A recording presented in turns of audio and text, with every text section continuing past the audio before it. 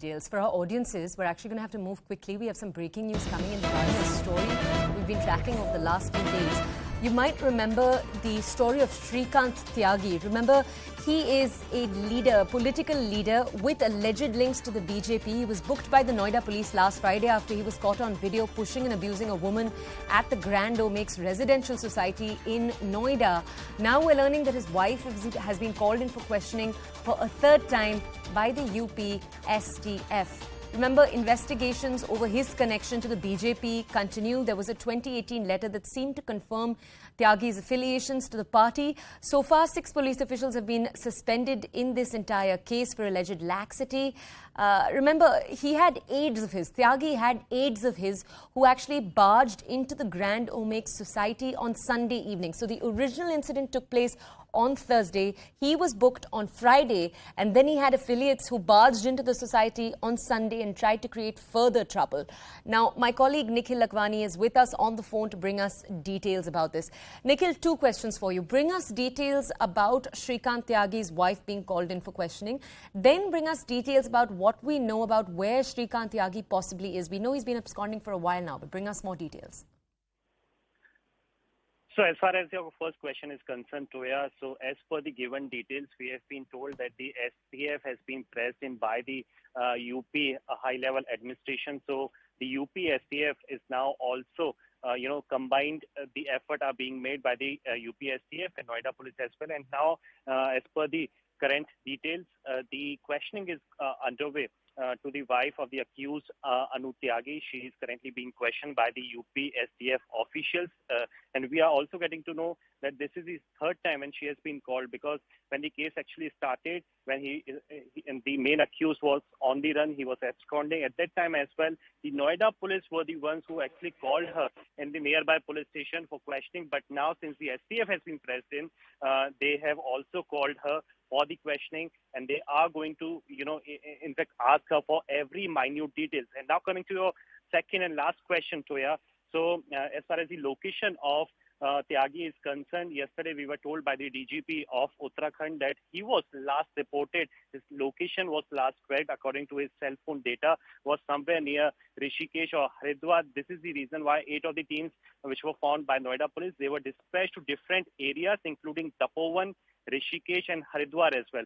But also we can say that Noida police is very much clueless of his location, because had they had any information about his exact location, then they would not have announced the reward of 25,000. Now, after the announcement of 25,000 reward as a bounty prize for all those people who can help Noida police in arresting of the Shrikant Tyagi case, this is the reason why we can say that Noida police is very much clueless of his exact location. We also know that yesterday a bail application was moved in by the lawyer of Shrikant Tyagi, and the 10th of August is the date. That means day after tomorrow, the matter will be heard by the court of law. And also the court of law, the Nupur Srivastava, who is the additional civil judge there, she has also sought a report from the local police station. Then after the after seeing the report, the actual verdict will come out as to has it been granted or not. This is the reason why these are the developments which are taking place. But the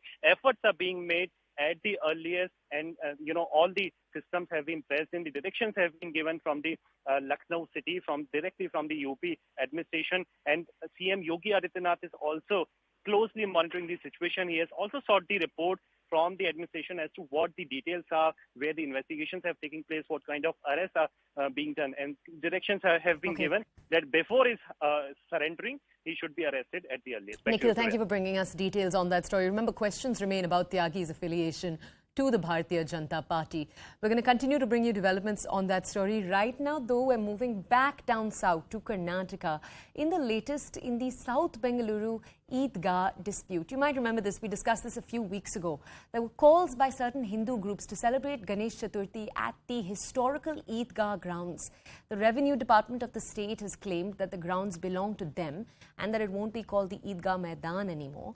The Revenue Department added that nobody can celebrate any religious event on the ground without their permission, including prayers.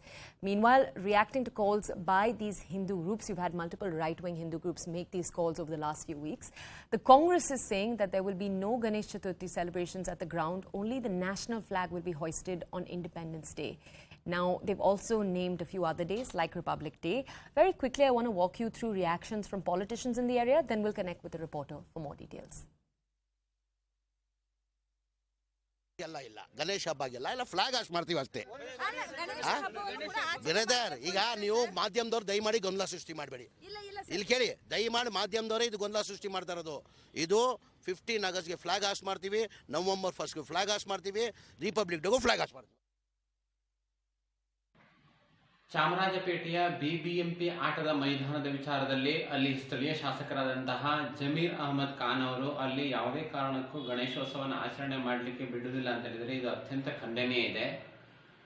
ಈಗಾಗಲೇ BBMP ಇದು ಕರ್ನಾಟಕ ಕಂದಾಯ ಇಲಾಖೆಯ ಆಸ್ತಿ ಇದೆ ಅಂತ ಹೇಳಿ ಕಂದಾಯ ಇಲಾಖೆಗೆ ವರ್ಗಾವಣೆ ಮಾಡಿದೆ.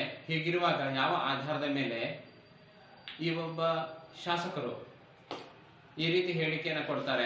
ಕಂದಾಯ ಇಲಾಖೆ ಆಸ್ತಿ ಅಂತ ಹೇಳಿದ್ರೆ ಪ್ರತಿಯೊಬ್ಬರಿಗೂ ಅಲ್ಲಿ ಗಣೇಶೋತ್ಸವ ಮಾಡ್ಲಿಕ್ಕಾಗಿ, ರಾಷ್ಟ್ರಧ್ವಜವನ್ನು ಹಾರಡಿಸ್ಲಿಕ್ಕಾಗಿ, ಧಾರ್ಮಿಕ ಹಬ್ಬಗಳನ್ನ ಮಾಡ್ಲಿಕ್ಕಾಗಿ, ರಾಷ್ಟ್ರೀಯ ಹಬ್ಬಗಳನ್ನ ಮಾಡ್ಲಿಕ್ಕಾಗಿ ಅಧಿಕಾರ ಇರುತ್ತೆ. ಹಾಗಾಗಿ ಚಾಮರಾಜಪೇಟೆಯ ನಾಗರಿಕ ರಕ್ಷಣಾ ವೇದಿಕೆ, ಸಮಸ್ತ ಹಿಂದೂ ಸಂಘಟನೆಗಳು ಈ ವಿಷಯದಲ್ಲಿ ಹಿಂದೂಗಳಿಗೂ ಅಲ್ಲಿ ಹಬ್ಬವನ್ನ ಆಚರಣೆ ಮಾಡ್ಲಿಕ್ಕಾಗಿ ನಾವು ಕಂದಾಯ ಇಲಾಖೆಗೆ ಮನವಿಯನ್ನು ಸಲ್ಲಿಸಲಿಕ್ಕಿದ್ದೇವೆ. ಬಿಬಿಎಂಪಿ ಅವರೇ ಬಿಬಿಎಂಪಿ ಆಟದ ಮೈದಾನ ಅಲ್ಲ ಅಂತ ಒಪ್ಪಿಕೊಂಡಿರುವುದು ನಮ್ಮ ಲೀಗಲ್ ಟೀಮಿನ ದೊಡ್ಡ ಯಶಸ್ವಿ. ಅದು ಅಭಿನಂದನೆಗಳು ನಮ್ಮ ಲೀಗಲ್ ಟೀಮ್ಗೆ. ಅದರೊಟ್ಟಿಗೆ ಅವರು ಈಗ ಕಂದಾಯ ಇಲಾಖೆ ಅಂತ ಹೇಳಿದ್ದಾರೆ. ಕಂದಾಯ ಇಲಾಖೆಯವರಂತೂ ಈ ಇನ್ನೊಂದು ಮುಜುಗುರಕ್ಕೆ ಅವರು ನಿಲ್ಲಲ್ಲ. ಯಾಕಂದ್ರೆ ಸ್ಪಷ್ಟವಾದ ಸುಪ್ರೀಂ ಕೋರ್ಟ್ನ ಆದೇಶಗಳಿರುವಾಗ ಆ ಆದೇಶದ ವಿರುದ್ಧ ಕಂದಾಯ ಇಲಾಖೆನೂ ಅಂತ ಒಂದು ಇದಕ್ಕೆ ಸಾಹಸಕ್ಕೆ ಇಳಿಯಲ್ಲ ಅಂತ ನಮ್ಮ ಅನಿಸಿಕೆ. ಏನೇ ಇದ್ರೂ ನಾವು ಇವರು ಕಾನೂನಾತ್ಮಕವಾದಂತಹ ಹೋರಾಟ ನಮ್ದು ಮುಂದುವರಿಯುತ್ತೆ. ಖಂಡಿತವಾಗಿಯೂ ನಮ್ಮ ಕಾನೂನು ತಜ್ಞರು ಕಾನೂನು ತಜ್ಞರೊಂದಿಗೆ ನಾನು ಈಗಾಗಲೇ ಚರ್ಚೆ ಮಾಡಿದ್ದೀನಿ. ನಮ್ಮ ಕಾನೂನು ಇಲಾಖೆ ಅದರ ಬಗ್ಗೆ ಸ್ಪಷ್ಟವಾದ ನಿಲುವು ಹೊಂದಿದೆ, ಸ್ಪಷ್ಟವಾದ ದಾಖಲೆಗಳನ್ನು ಬೇಕಾದ ಕಡೆಯಲ್ಲಿ ಸಲ್ಲಿಸಿದೆ. All right, my colleague Ritu is actually with us live from Eidgah Maidan this morning to bring us a lot more context. Ritu, for our audiences, we might already know, state elections are supposed to take place in Karnataka next year. Elections to the city council are expected to take place in just a month from now. With that context, how should our audiences understand these developments? Yes, as you pointed out right over there, the council elections are very close by, and with all this now you said this controversy which is surrounding related to the Eidgah Maidana is unlikely to end anytime soon. It's already been a long time that this controversy is in news, and now but you see the local MLA Zamir Ahmed as well as the Revenue Minister R. Ashok as well locked horns over the Independence Day celebration and Ganesh Chaturthi. Now previously, we had also reported from the same ground over the ownership related dispute where you see BBMP first said that they have the ownership of the Eidgah Maidana, and the later point you see the Waqf board saying they have this ownership, they have the land ownership, and they also have all the documents.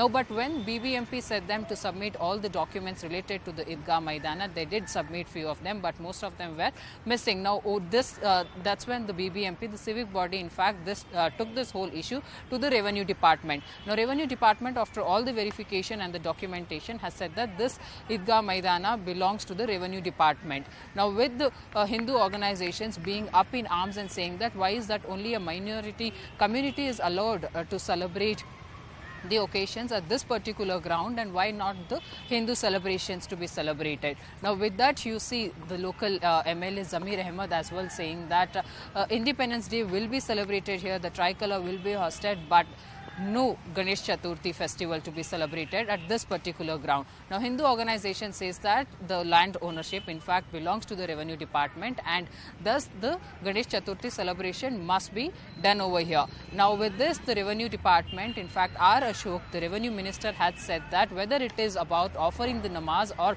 Ganesh Chaturthi, or that for that matter hosting the tricolor, with anything for that matter, the permission has to be sought from the Revenue Department only. But yes, the Revenue Department department is likely to give a permission for the Ganesh Chaturthi celebration as well. Now, with all this, the controversy related to this Idgah Maidana is on, with the council elections being very close by, and it doesn't seem to be ending at any time soon. But of course, the local MLA, Congress MLA, that's Zamir Ahmed, saying that this ground is a public ground, but later point he says that it can only, no Ganesh Chaturthi festival can be done, but Independence Day celebration can be done at this particular ground. Ritu, thank you for all of that context. My colleague Ritu from the Idgah Maidan, the center of much of this controversy. Right now it's time